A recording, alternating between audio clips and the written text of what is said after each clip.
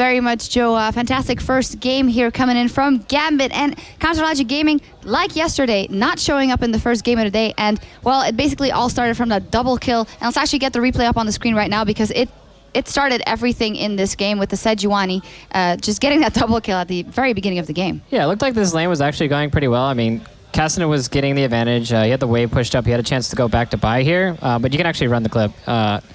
Yeah, and before this Sejuani had ganked, he blew Link's flash. He knows it's down, and Thinkard's going to be here to counter gank. He gets really greedy to get this last hit on the LeBlanc, and he just pays the price for it. He just ends up tanking a bunch of tower shots. He's going to get slowed by Diamond right here.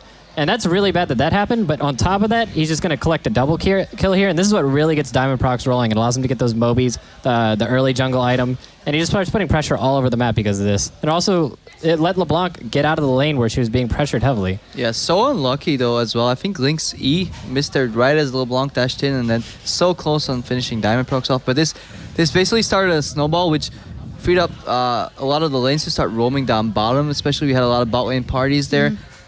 The first storm actually was successful for CLG. Link roamed down and managed to clean up, but then at that point LeBlanc pushed in that mid tower. Once that mid tower fell, everybody was freed up.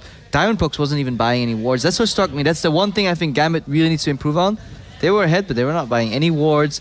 Eddie bought his Targans, upgraded his Relic Shield before even building Sightstone.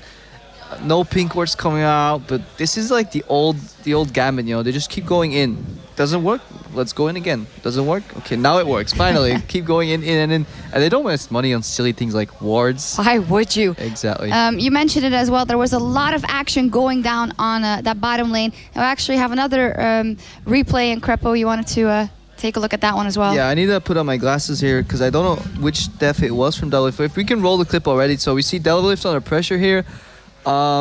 And yeah, basically TP consumed. Doublelift thinks he's safe. Aframo even has shield up, but I think CLG is a little flustered here because Pinoy basically just, yep, and he's gone. Basically kills him here.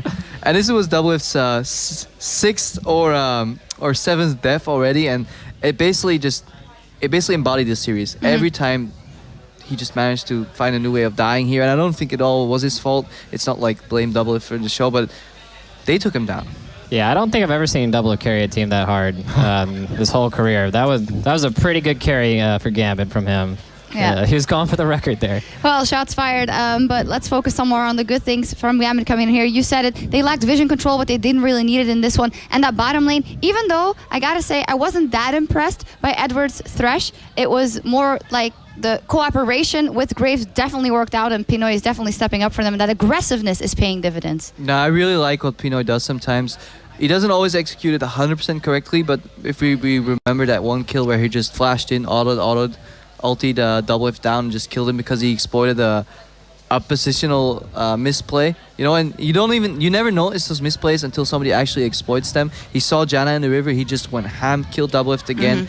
And I really like that he's not playing with fear. And sure, it might backfire, but it's aggression again in Gambit, and they don't look as lost anymore as they did many times at the end of European LCS. So I'm definitely interested to see how these next few games play out. I like that he kept on that aggression, even though they kept getting repeated roams on the bot lane. Like Link just kept coming down there over and over again, and he's like, whatever, I don't care. Like if I die on this, I'll just come right back and kill you. So it basically made the game into a state where neither supports even had the time to deward the river. So whatever wards were there, they stayed up. People kept walking to lane, and one of them would die. And then the next time, the guy would come back with more items, kill the other guy, and then go over and over and over. It was very interesting.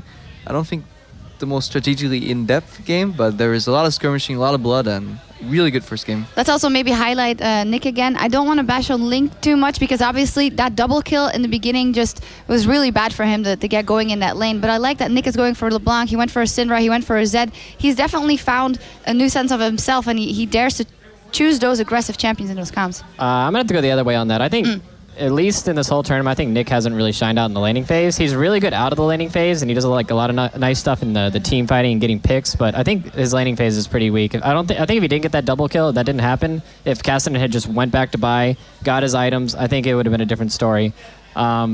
Yeah, just Thinkard just needs to be a little bit more cautious in his ganks. Yeah, just a little bit. So yesterday we also saw that CLG lost the first game, then bounced back phenomenally. So what is the game plan here for them? I mean, they have one analyst and a coach with them. This game is easily analyzed back to that double kill. If that didn't happen, Cassidy died at level 5 again without flash. A little later, Diamondpox and Nick took him down there. If they didn't die at the initial double kill, he probably wouldn't have died there either because he would have more XP. If they just stay passive, Cassidy hit level 6. A lot of the roaming, a lot of the map pressure would have died down. I'm pretty sure Doublelift and Afro would have been able to hold their own on bottom then, and we would have seen a completely different game. So knowing it's a best of 5 series, knowing you can break down the game to one crucial mistake, it'll be relieving for CLG, I think, and it'll be an entirely new game.